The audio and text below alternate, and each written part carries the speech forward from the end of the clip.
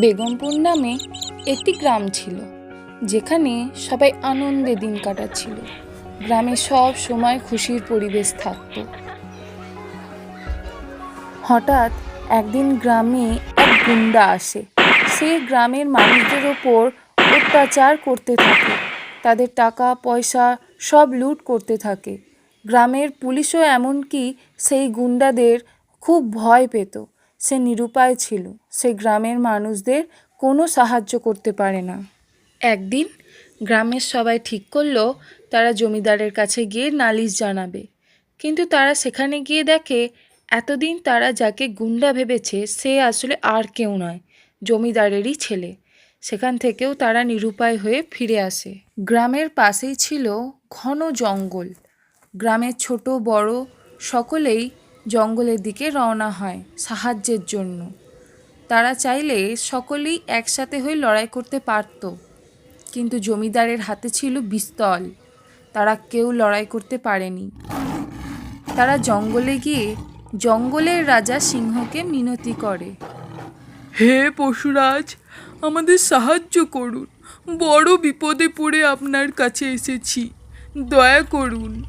গ্রামের কোনো বিপদ এলে পশুরাজ সব সময় গ্রামকে রক্ষা করে এসেছে। কারণ পশুরাজ একসময় অসুখে ভুগছিলেন, তখন গ্রামবাসীরা তার সেবা করে তাকে সুস্থ করে তুলেছিল। তারপর থেকেই পশুরাজ গ্রামকে বিপদ থেকে মুক্ত করে এসেছে। গ্রামবাসীদের থেকে সবটা শুনে পশুরাজ বলেন, কি? এত বড় সাহস তার? ঠিক আছে, তোমরা চিন্তা করো না, আমি যাব। তোমরা এখন যাও, যে যার কাজ করো, আমি ঠিক সময় পৌঁছে যাব। গ্রামের সবাই ফিরে এসে যে যার কাজ করতে থাকে। তখন আবার জমিদারের ছেলে চলে আসে, তাদের ওপর আবার লুটপাট করতে থাকে। পশুরাজ এসে তাদের ভয় দেখালে ভয়ে তাদের হাত থেকে পিস্তলটি পড়ে যায়। তারা ছুটে পালিয়ে যায়।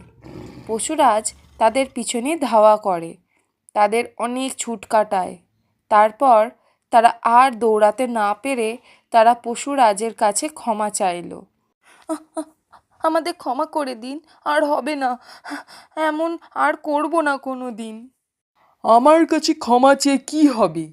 যাদের ওপর অত্যাচার করেছো তাদের কাছে ক্ষমা চাও, আর তাদের সব কিছু ফিরিয়ে দাও। গ্রামবাসী যদি ক্ষমা করে তাহলে আমিও করে দেবো ক্ষমা। জমিদারের ছেলে গ্রামবাসীদের কাছে ক্ষমা চায়, আর এটাও বলে যে তাদের সব কিছু সে ফিরিয়ে দেবে। এভাবেই পশুরাজ সব বিপদ থেকে গ্রামবাসীদের রক্ষা করে এসেছে।